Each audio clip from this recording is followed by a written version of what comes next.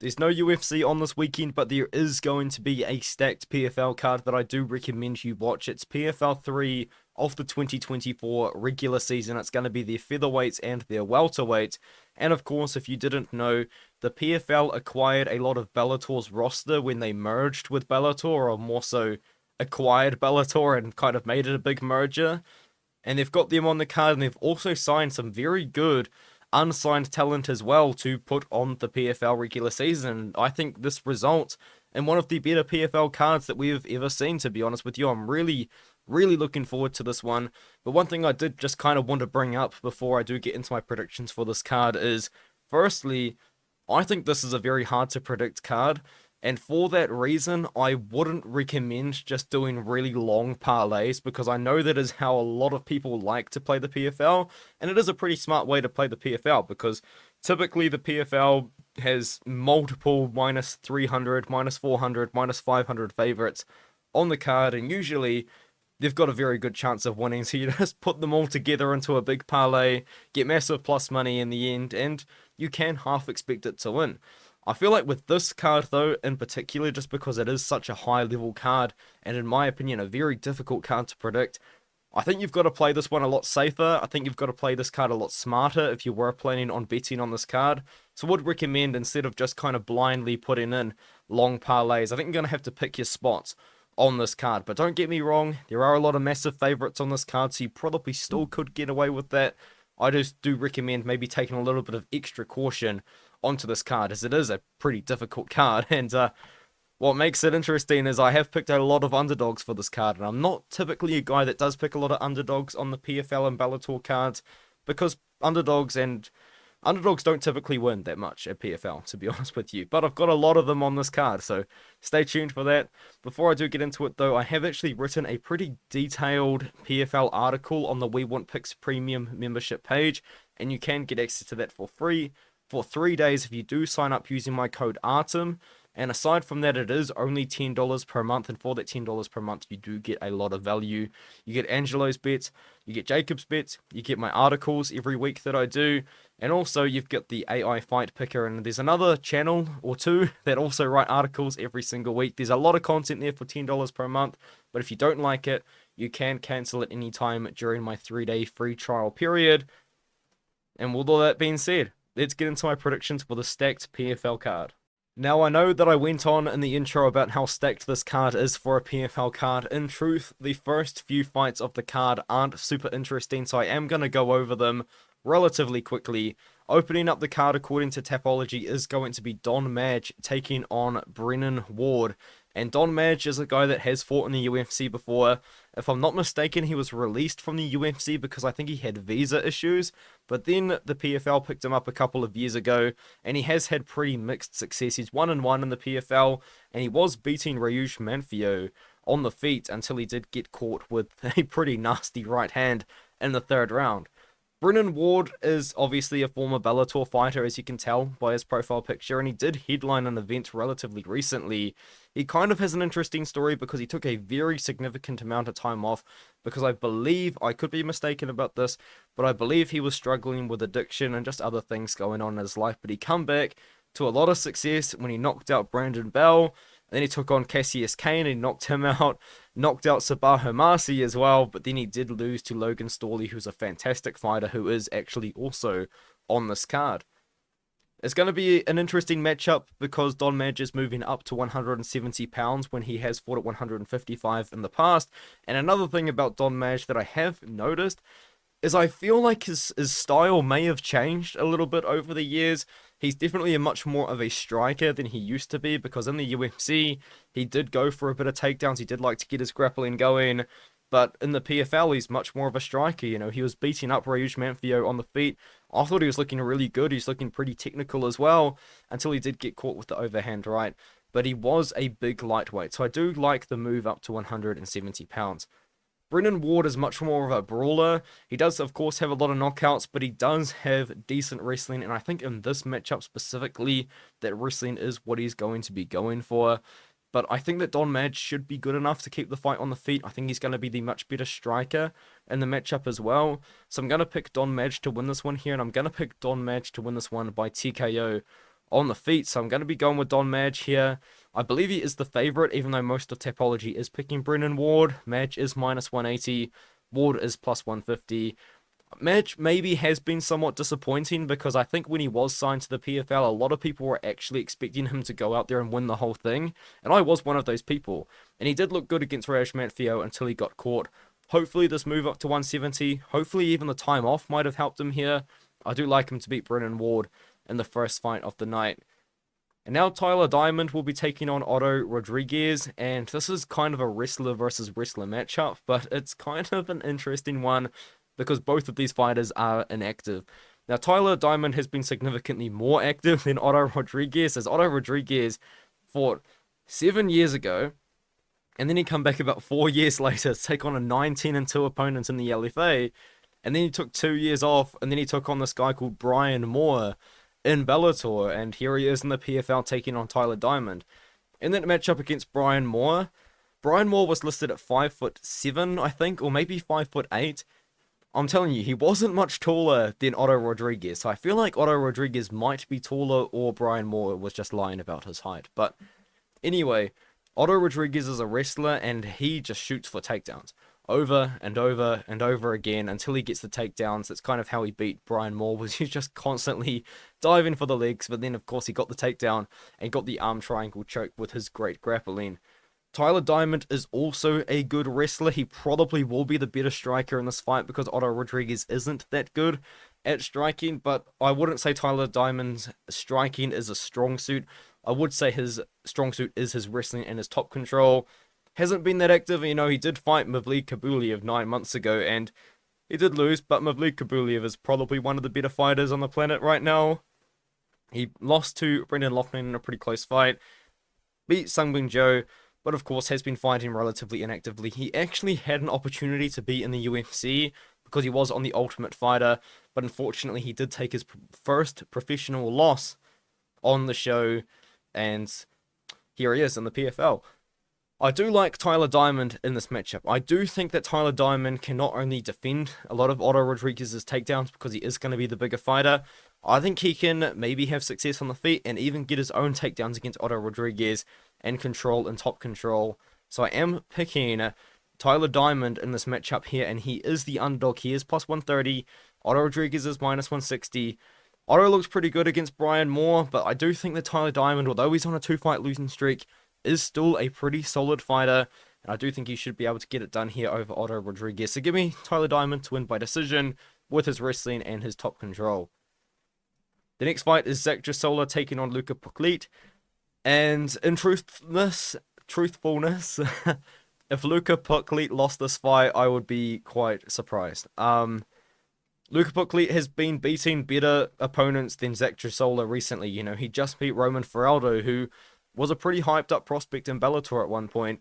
He beat Oliver Enkamp as an underdog as well in that matchup, and beat Dante Charo in Bellator before that. Wasn't really beating the best guys, but he's got a judo and grappling base, and he's a very good grappler.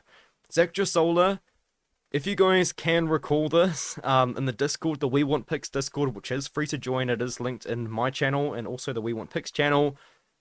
We were watching this fight, Brandon Jenkins versus Zach Juusola, and the Discord was laughing because it was, honestly, one of the sloppiest, most fun, yet horrific fights ever. I mean, I think that both Brandon Jenkins and Zach Juusola put on one of the most fun fights you could probably watch, but it was also incredibly low level.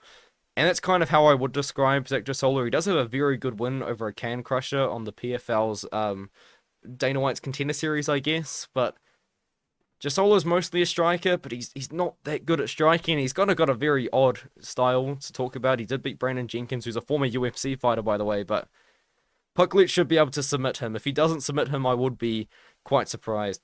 So let's move on with this next one. Luca Poclit is minus 270, and Zach Juusola is plus 210. Now we've got Laureno Staropoli taking on Murad Ramazanov. Murad Ramazanov was a free agent after his fight, his most recent fight over Roberto Soldic. PTSD for that one because he lost to Sebastian Kadastam, who actually lost to Murad Ramazanov. But Murad Ramazanov is a former one championship fighter who become a free agent after that no contest to Roberto Soldic, and PFL picked him up. I will be honest, I'm a little bit disappointed. I really would have liked the UFC to sign him because he's a very good fighter. But no, the PFL have got him. Laureno Staropoli is actually a former UFC fighter himself. You may remember him for probably not a lot. What I remember Laureno Staropoli is probably one of the most boring fights of all time, which was the Roman Dolidze fight, which is kind of ironic now because Dolidze is a very, very fun fighter now, but that was not a fun fight whatsoever. He went on a good run though for Ares FC and then the PFL recently as well, but he beat some pretty good opponents for Ares FC. You know, Carl Booth is no bum at all, but he's no Murad Ramazanov. I mean, Murad Ramazanov is minus 550 here. As you can imagine, he's very dangerous with the wrestling, also with the striking as well, but ultimately I do think he is going to go out there and just do what he wants to do to Laureano. I don't think Laureano is going to be able to stop the takedowns from a decent-sized middleweight here. Staropoli, you know, he's a smaller guy at 185 pounds, and Ramazanov is 5'11", but he's got a lot of size to him. I think he's going to be able to out-wrestle Staropoli and not really have too much issues doing it. He's minus 550 for a reason here. Be interesting to see where the fight does close. Now that we've got those fights out of the way, time to get into my more in-depth breakdowns for what, in my opinion, are going to be the much better fights on the card. Timur Khizriev is going to be taking on Brett Johns. This is a very high-level matchup. Brett Johns, of course, is a former UFC fighter who then signed to Bellator, lost a close fight to Danny Sabatello after beating Montel Jackson in a win that has aged incredibly well. And in fact, I think Montel Jackson is going to be fighting for a ranked position pretty soon in the UFC. Then lost to Danny Sabatello, who is a very good wrestler. But then he, you know, went on a bit of a run in Bellator, and now here he is, going up at 145 pounds, taking on Timur Khizriev. Timur Khizriev's the real deal. In my opinion, he's definitely not the most exciting fighter to watch. His striking looks okay, but it looked okay against Justin Gonzalez, who I will definitely talk about later on because he's also on this card. Gonzalez is not a good striker whatsoever, and Khizriev did look like a good striker in that one there, and he was able to out-wrestle a wrestler in Justin Gonzalez in that matchup. He also beat Richie Smellin, who's a pretty decent fighter. I believe also a former UFC fighter, a friend of Artem Lobov, I think, if I'm not mistaken. And he also then dominated Daniel Weichel in top control. And Daniel Weichel is, as you can tell, a veteran and also a pretty good grappler. Timur Khizriev is what you would expect him to kind of be. He's a dominant wrestler that does dominate in top control with a lot of control and also some ground and pound. He's not that dangerous. A lot of his wins do end up coming by decision. He did get a lot of finishes on the regional scene, but now these come into Bellator and is taking on higher level competition. He's not getting the same finishes anymore. Brett Johns at 145 pounds. I know he's been there for a while, but I never really considered Brett Johns to be a featherweight. He did move up, I believe, after the loss to Danny Sabatello, and of course it has given him a lot of success. But he kind of fights with a pretty similar style to Timur Khizriev, where he isn't the most exciting. He is definitely more of a wrestler than a striker. But I think that Timur Khizriev is going to be the better wrestler in the matchup. So that's why I'm going to go with Timur here. I think he is a pretty sizable favorite. He is. Timur Khizriev is minus 230. Brett Johns is plus 190. I like Khizriev here. I like Khizriev to out-wrestle Brett Johns, dominate with the control time, and ultimately win a decision in this matchup. And now Adam Borics will be taking on Enrique Barzola, or Enrique Barzola. I apologize if I am pronouncing his name incorrectly. And this is kind of a weird fight, and the reason why it's a little bit weird, in my opinion, PFL doesn't have a bantamweight division, and I don't understand why, because bantamweight is one of the most stacked divisions anywhere. UFC's got a stacked bantamweight division.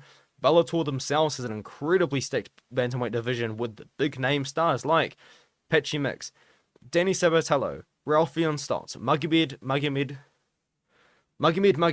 Sorry, I was about to get him mistaken with Magomed Kerimov. And also Enrique Barzola, I guess. He's not really a big name, but he's still pretty decent bantamweight fighter. So he's going to have to move up to 145 pounds here to take on Adam Borics and then also compete in the PFL tournament. But I don't think this is a good matchup for Enrique Barzola at all. You know, Enrique Barzola is not the best striker. He's kind of got a very weird striking style where he fights with like both of his hands out in front of him and doesn't really have very good head movement or defense. And he ultimately does want to get the fight down to the ground with his wrestling and his grappling. Adam Borics hasn't fought for 2 years, or a year and a half, I should say, sorry, after he got dominated by one of the best Bellator fighters of all time, one of the Patricio Pitbull, one of the best fighters of all time in my opinion anyway. Very, very good fighter. Borics wasn't ready for it, and he did take a lot of damage. He's taken a lot of time off, though. 18 months is a long time away. Before that, though, had one of the best fights in Bellator history, in my opinion, against Madge Brunel. Absolute war. Beat Jeremy Kennedy up on the feet as well. Adam Borics is a very good striker, and at 145 pounds, I think he's going to give Enrique Barzola a lot of trouble on the feet. I think Adam Borics is a significantly better striker here. He's also a very high volume striker too. And I think that, he's going to have a size advantage over Barzola as well. Barzola has fought at 145 pounds before, and I believe he has fought at 145 pounds before in Bellator. But I do think that Borics is going to have a massive size advantage over him still. And Barzola's defense isn't that good. I think that Borics could go out there and have a statement-made performance, because, of course, finishes are very much rewarded in the PFL tournament system. I think he might be able to go out there and get one. So I'm actually going to pick Adam Borics to win this fight by TKO in, the second round, I think. It depends on how Borics has been looking, but Borics definitely isn't really known to be a big-time finisher. A lot of his wins have come by decision in his career, but he's a very good striker. I know he's got a lot of submission wins, but trust me, he's a high-volume striker. I like Borics here. I think he's going to keep it on the feet against Barzola and ultimately land a lot of volume. So give me Borics. He's only minus 200. I guess it's just because he is coming off a pretty bad performance from him, but I do think he's going to be able to go out there and get it done. And now we move on to the PFL main card here, starting off with Bubba Jenkins taking on Kamaka III. Kamaka III is coming over from Bellator, where he was actually a former UFC fighter who then come on to have pretty decent success in Bellator. Of course, if you do remember Kamaka III, he's a very well-rounded fighter with decent striking and also decent wrestling as well. He's just overall quite well-rounded. He was kind of cut from the UFC, coming off some pretty controversial decisions, because some people do think he beat TJ Brown, and some people do think he should have got the win over Danny Chavez, but overall it's kind of worked out for him, as he has been able to find that success in Bellator on a pretty decent 3-fight winning streak, and that win over Adley Edwards, in my opinion, is a pretty good win. Bubba Jenkins is a dominant wrestler who is quite big for the weight class. He does carry quite a bit of mass. He's got very big shoulders and very big arms. And I feel like maybe the weight cut is definitely not really a trouble for him now, but I do just kind of keep thinking that he is kind of getting up there in age. He is 36 years old now. He does look very good, though. I mean, I think that he had some of his best performances of his career in the 2023 season, because I thought that his fight against Chris Wade was going to be close. He dominated Chris Wade with his wrestling there, and then he took out Sung Bin Jo in about 90 seconds with a submission, and Bubba Jenkins isn't really a guy that I do think is going to go out there and get finishes all the time. So that was quite impressive. He did end up getting knocked out by Jesus Pinedo, but Jesus Pinedo went on to actually win the $1 million. I feel like this fight actually just comes down to how Bubba Jenkins is going to look at 36 years old, because I do think that he's the better wrestler in this matchup. I do think that Bubba Jenkins should be able to go out there and out-wrestle Kamaka III and actually take him down and have success there. But Kamaka III, as I said, he can wrestle himself, and he can grapple, and he can strike. And I think it would be pretty fair to say that I think he will be the more comfortable striker in this matchup. So I think it's going to just come down to, can Bubba Jenkins dominate Kamaka with that wrestling that he does possess? And I'm going to say yes. I'm going to pick Bubba Jenkins in this matchup. I thought he had a very good season last year. I think he should be able to have a pretty decent season this year, even though the level of competition, in my opinion, has gotten significantly harder with all of these Bellator guys coming over. But I think Bubba Jenkins can go out there and he can get the decision, and I think he is the favorite in this matchup. Bubba Jenkins is minus 150. Kamaka III is plus 120. Now we can move up to Goiti Yamauchi taking on Neiman Gracie. I'm a big fan of Goiti Yamauchi. He probably is my favorite Bellator fighter of all time, to be honest. He's just such a fun fighter, man. And these two have actually fought before. This is a rematch, and it's a weird rematch because the first fight wasn't very competitive. I mean, the first round was, but it wasn't after that. In the first round, Goiti Yamauchi showcased his much superior striking over Neiman Gracie, and he was also significantly more comfortable on the feet against Neiman Gracie as well. He was landing a lot of volume, Neiman Gracie wasn't doing too much. He was landing strikes himself, but he wasn't shooting for takedowns, which I thought was interesting because he is a very good grappler. But Goiti Yamauchi is also a fantastic grappler, and he is mostly a grappler as the majority of his wins actually have come by submission. He's got 21 wins by submission, and he's never lost by submission either. But the first round kind of comes and goes in that matchup. Goiti does put on a pretty fun fight. He takes down Neiman Gracie at multiple points, but when the fight does get down to the ground, Goiti Yamauchi does just typically end up standing up pretty quickly. So we never really see any grappling exchanges from that first fight.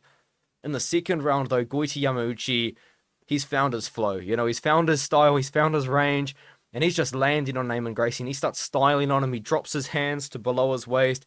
He starts throwing Neiman Gracie around at some points in the clinch. Doesn't end up initiating grappling, of course, though. And then he has that viral knockout where he's just kind of blocking punches with his face like Yuri Prochazka does. And then he throws this right, I think it was a right uppercut. Maybe it was a left uppercut, now that I think about it. But he knocks him out stiff. It was a fantastic win for Goiti Yamauchi. And I think he's going to be able to replicate it again here. I do believe Goiti Yamauchi is the significantly better striker in this matchup. Neiman Gracie, I don't think is going to have a very easy way to get the fight down to the ground. And even then, Goiti is no bum on the ground whatsoever. Like, he can handle himself on the ground. So, we've seen this fight play out before. It wasn't a competitive matchup. I don't understand why they're doing it again. And I don't know what Neiman Gracie can actually do to make it different. Aside from just try and get the fight down to the ground. Like, attempt takedowns, attempt judo throws, all sorts of things. But Goiti Yamauchi, he's no bum. He's a decent fighter. He did get injured very badly against Michael Page, which was very unfortunate because I do love Goiti Yamauchi. But anyway, MVP, I guess I can forgive him for that because he is going to be fun in the UFC. Goiti is minus 245. Neiman Gracie is plus 195. Goiti was minus 240 the other day when I was doing my tape study. So maybe money's coming in on Goiti. I don't know. Not many books do have odds out as I record this because it is the weekend before the event. But I like Goiti. I do think that Goiti's going to be able to get another finish, I do think Goiti's going to be able to get another KO as well in this matchup. He's just a much, much better striker than Neiman Gracie, and he's going to be much, much more comfortable on the feet. And another thing I do want to point out is coming into this matchup now, he knows for a fact that he's the better striker. Of course, when he went into the first fight, there probably was some question in his mind. Like, he probably did believe he was better at striking, but you don't really know until you've done it. Goiti's already done it. He knows he's the better striker in this matchup. He knows he's better than Neiman. And now Neiman is going to have to go into this matchup against Goiti and think, oh, this guy again, he knocks me out cold. He put me on a highlight, you know? So I think there's a bit of confidence on the Goiti side as well. I like him in the matchup. And now Gabriel Alves Braga will be taking on Justin Gonzalez. And this is a fight which I have a pretty big underdog pick because I'm picking Justin Gonzalez. Justin Gonzalez is a plus 200 underdog. Gabriel Alves Braga is minus 260. And when I first looked at this matchup, my genuine first thought was, wow, nightmare matchup for Gabriel Alves Braga. Like, this is an absolute nightmare matchup for him. And I guess you could almost say the same for Justin Gonzalez. So to talk about Gabriel Alves Braga, he's a pure striker with very good Muay Thai technique. But that's kind of it. He doesn't really have any wrestling. He doesn't really have any grappling. And there isn't a lot of sample size of him having to defend takedowns. But from the very small sample size that I have seen, it doesn't look like Gabriel Alves Braga's takedown defense is that good. Justin Gonzalez is a wrestler that will shoot takedowns over and over and over and over again. But his biggest weakness is he is not very good at striking at all, in my opinion. He's very sloppy on the feet, and most of the time all he throws are like sloppy hooks when he's moving forward, followed by a pretty lazy and slow body kick. I think that Gabriel Alves Braga is going to be given opportunities to land big on Gonzalez because, as I said, Gonzalez is not a good striker at all, in my opinion, but he is a very good wrestler, and I do think that their wrestling is going to be able to get Gabriel down to the ground. You know, Chris Wade showed a very bad IQ when he fought against Gabriel Alves Braga. He kind of fell into a takedown attempt, and in that matchup, Alves Braga didn't look like he knew how to defend a takedown. He did end up standing up, and then for some reason, Chris Wade never shot another takedown in the fight, which just infuriates me. I did pick Braga though, so I'm kind of glad. But looking back and rewatching the fight, I was like, man, Chris Wade, you really could have won this, you know. Gonzalez is going to be able to get takedowns in this fight. And that's kind of what I'm banking on, and that's why I am picking him as a very big underdog. It is worth noting, Alves Braga did go to the finals against Jesus Pinedo to win the $1 million. That was where that loss has come from, was for the $1 million. So he's no bum, you know, he made it all the way. He knocked out Marlon Moraes, and in my opinion, beat Jesus Pinedo that first time as well, by the way. But I like Justin Gonzalez. I think it's just a really good stylistic matchup for him with that wrestling. Very close fight to call, though, but I am going with Gonzalez, and 7% of people on Tapology are, so maybe I'm missing something big, but I do think this is just a really bad matchup for him. Now Logan Storley is going to be taking on Shamil Musaev, and I feel like this is definitely going to be a pretty big talking point of a fight, because I went into tape study. I'll be honest, I'll be transparent. I genuinely went into tape study thinking I was going to pick Shamil Musaev, because Shamil Musaev, of course, before he signed to the PFL, as you can imagine, he was like a big free agent, I guess you could call it, in a lot of other sports, and I thought the UFC were going to pick him up, and then I watched his fights, and I realized Shamil Musaev is the guy that started the massive brawl against Uros Jurisic. If you guys don't know, Shamil Musaev won a pretty close decision against Uros Jurisic, and Uros Jurisic's team heavily disagreed with the decision, and the coach was kind of making a big deal about it. And then Uros Jurisic, I think, eventually calms down, and he goes to shake Shamil Musaev's hands after they've done the hand raising, by the way, announcing the winner. And then Shamil Musaev just picks up and slams Uros Jurisic and just starts beating him into the canvas, which was crazy. And it started this massive brawl at KSW. So I feel like that is probably a pretty big reason why the UFC didn't want to sign Shamil Musaev. And then against Mikhail Petrozek, he grabs the cage in round 1, which is why he ends up getting a draw in this matchup. And I feel like that kind of situation might describe Shamil Musaev's fighting style in a way. It might not make sense, but trust me, Shamil Musaev, the way that he fights, he has absolutely no control over what he's doing. He is super aggressive, man. Like, he is on the feet throwing, honestly, like 10 strikes around, just absolutely bombing away strikes. He's moving forward, he's throwing down, he's throwing heavy, he's shooting takedowns, you know, but he's just got no control over this. He can't slow down. He's only got one gear, and that's to go forward. And the way that he gets most of his strikes as well, I feel like is a way that I don't think Logan Storley is going to given the opportunity to do. Sorry, the way that Shamil Musaev gets most of his takedowns is in a way that I don't think that Logan Storley is going to give an opportunity to do, because the way that Shamil gets most of his takedowns is he actually catches kicks and then sweeps out the leg from underneath. He catches a lot of spinning kicks, which is what he did against, was it Uros Jurisic he was catching spinning kicks against? Anyway, the point is, Shamil Musaev, he gets a lot of kicks by catching kicks and then sweeping the leg out. He does have decent wrestling as well, but I think in this matchup, though, Logan Storley is going to be the much more relaxed fighter. He's going to be the much more calm fighter. He's going to be wanting to fight at his own pace, which could give Musaev an advantage, don't get me wrong, because he's going to push a fast pace on Logan Storley. But Logan Storley's a wrestler, and he had that controversial win over Michael Venom Page, where in that fight, Logan Storley did honestly, like, no damage whatsoever, but he did control Michael Page against the cage and took him down over and over again for most of the fight. And it was a bit of a controversy, because then it really sparked the argument, do you score damage or do you score control? And in that fight, of course, they scored control because Logan Storley was gifted the win. He then lost to Amasov and then fought... No. So he's lost to Amasov twice. I think he lost the first one by split decision, and then he lost to Amasov again, but then he beat Brennan Ward by taking him down and dominating with him with the ground and pound. I don't think he's going to be able to finish Shamil Musaev, and a pretty big red flag that I had when I was watching Shamil Musaev's fight was he fought this guy here called Mikhail Petrozek, and that draw has aged incredibly poorly, because I think Petrozek has gone on like a 3-fight losing streak. But in that fight, Mikhail Petrozek, to be fair, didn't really want to do anything to win. He just was trying to take him down in the first round, and he was clinching a lot in that matchup, and he was able to have a lot of success just holding Shamil Musaev up against the cage, and that kind of tells me that Shamil Musaev isn't the strongest guy in those positions, and that's the positions that Logan Storley is going to be putting Shamil Musaev in. So I am going to be picking Logan Storley to take the O of the 16-0 undefeated prospect, Shamil Musaev. Give me Logan Storley in this matchup. He is actually a pretty sizable favourite at -175 now. Wow. And Shamil Musaev is +145.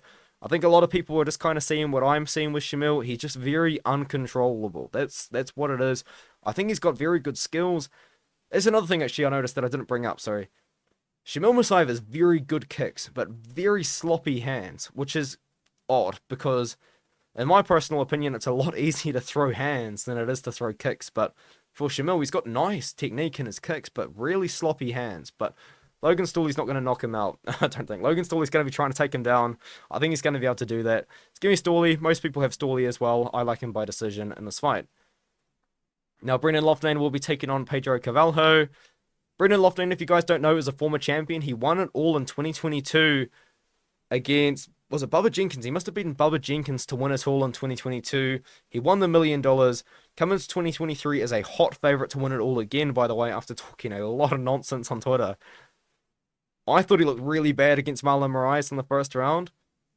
And then he got slept by Jesus Pinedo when he kind of got unlucky, to be fair, because I think Jesus Pinedo was like throwing a kick and he got caught with the knee and he got knocked out with the knee. But aside from that, he is a pretty decent fighter. He's a very good striker, but I kind of hold back a little bit on Brennan Loughnane because I thought he looked really bad against Moraes. I really do. I know he won and knocked him out in the second round, but he looked really bad in that round one.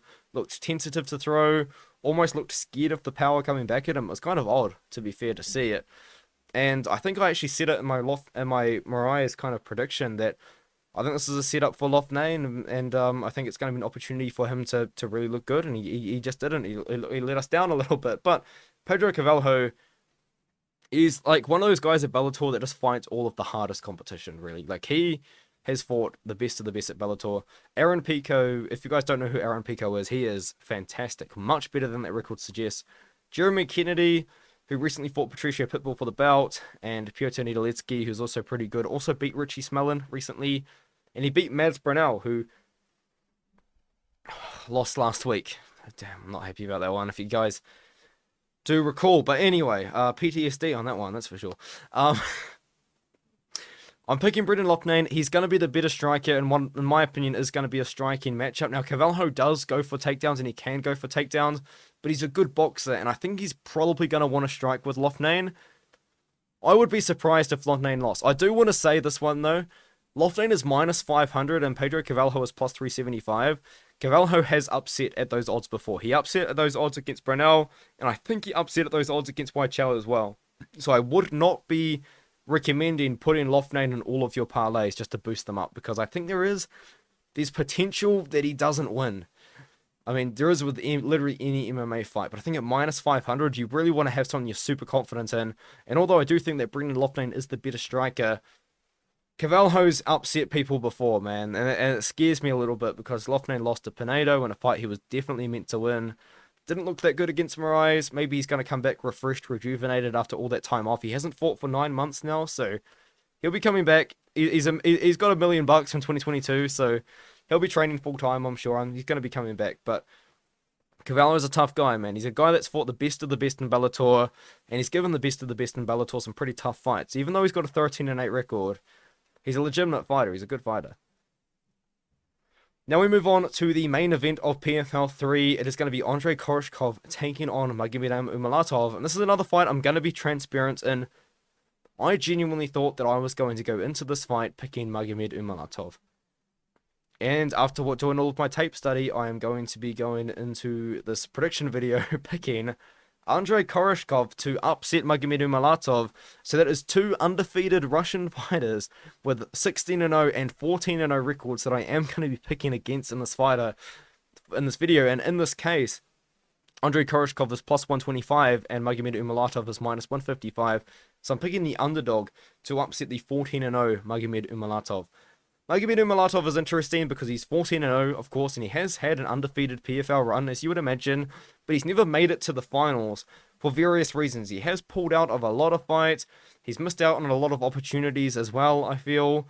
He did dominate in Neiman Lopez last year in that matchup, but I thought he looked pretty bad, which is kind of crazy to say because he dominated him. But I feel like he missed out on a lot of opportunities to find finishes in that fight. You know, like he was taking down Neiman Lopez, which isn't something you see that often from Umalatov, as he is definitely a majority striker. He was going for submission attempts on Lopez, which he couldn't get. And I know Lopez is 16-0, but trust me, he's not a very good fighter at 16-0. And he's definitely lying about his age, because he says he's 30. He's probably 40. I'm not even joking. But anyway, with all that aside, he beats Neiman Lopez. He dominates him. Before that, knocks out Delano Taylor in 91 seconds. Amazing.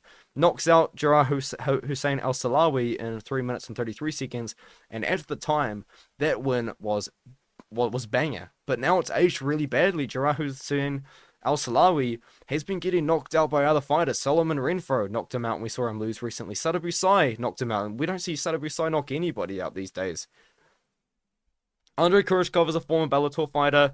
He did fight one fight for SFC, which was kind of interesting because he was, I think, still under contract with Bellator.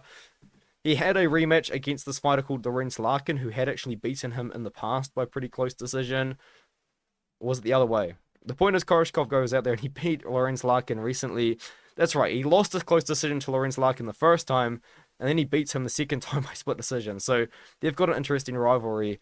But Koreshkov is a striker that likes to strike using his range. Now, he's not the most rangy guy at 170 pounds, as he is 6'1" at 170, which isn't super tall for this weight class. Like, when you think of the really rangy guys at this weight class, you probably do think maybe like 6'2", 6'3", which isn't that much of a difference, but I'm just yapping, honestly. And he's got a 76-inch reach.